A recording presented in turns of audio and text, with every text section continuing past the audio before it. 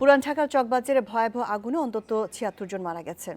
দগ্ধ অন্তত ৪১ জনের মধ্যে কয়েকজনের অবস্থা গুরুতর বলে জানিয়েছেন ঢাকা মেডিকেলের চিকিৎসকরা।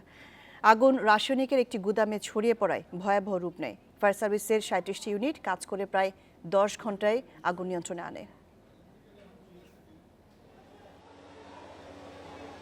বুধবার রাত ১০:৩০টার দিকে পুরান ঢাকার চকবাজার এলাকায় চুড়িহাট্টি শাহী মসজিদের পেছনের আবাসিক ভবনে আগুনের সূত্রপাত। বিকট শব্দে একটি বিস্ফোরণের পর আগুন দ্রুত ছড়িয়ে পড়ে পাশের দুটি ভবনে। সেখানে রাসায়নিকের গুদাম, খেলনার দোকান সহ বিভিন্ন দাহ্য পদার্থ থাকায় আগুন বেড়ে যায় কয়েক গুণ। প্রত্যক্ষদর্শীরা জানান, আবাসিক ভবনটির সামনে থাকা একটি গাড়ির সিলিন্ডার বিস্ফোরণের পরপরই আগুন লেগে যায়। পরে আগুনের সামনে থাকা একটি চায়ের দোকানেও গ্যাস সিলিন্ডার বিস্ফোরিত হয়। দ্রুত সে আগুন ছড়িয়ে পড়ে সড়কে।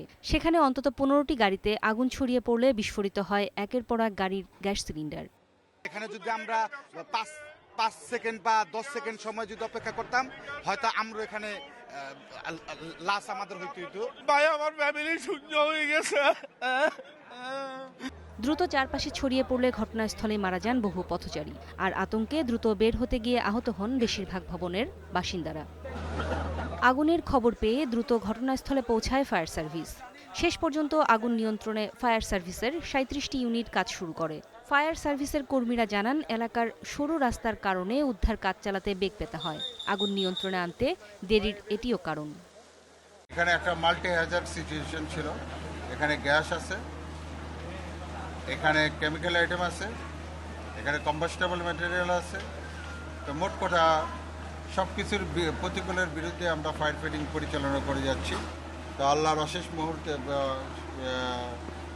রহমতে আমরা আগুনকে কনফাইনমেন্টে আনতে পেরেছি এবং এই কনফাইনমেন্টের ভিতরে এনে আমরা পেনিট্রেশনের মাধ্যমে ফায়ার ফাইটিং করে যাচ্ছি এবং এটা সময় লাগবে। এটা অন্য ফায়ারের মতো না, দীর্ঘ সময় লাগবে এবং আমাদেরকে একটু সময় দেন। আশা করি যে ফায়ার আর স্প্রেড হবে না। আহতদের বেশিরভাগ ঢাকা মেডিকেল সহ আশেপাশের হাসপাতাল ও ক্লিনিকে চিকিৎসার জন্য নিয়ে যাওয়া হয়। অনেকে স্বজনের খোঁজে হাসপাতালে ছুটে যান। আমার আব্বু মারা গেছে। আমার আব্বু বাড়ির যাওয়ানোর জন্য রেডি হয়েছিল, চুল টুল কাটাইছে, ভাত খাইতে ঢুকছে, আর বেড়াইতে পারে নাই। ভাত খাইতেছে, আম্মুর সাথে কথা বলতেছে, এর ভিতরে বাসটা আগুন লাগছে।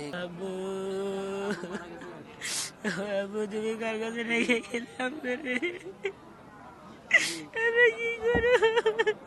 আনোয়ার ৫৫ বছর বয়স, তার শরীরে ২৮% পুড়েছে এবং তার ইনহেলেশন ইনজুরি আছে।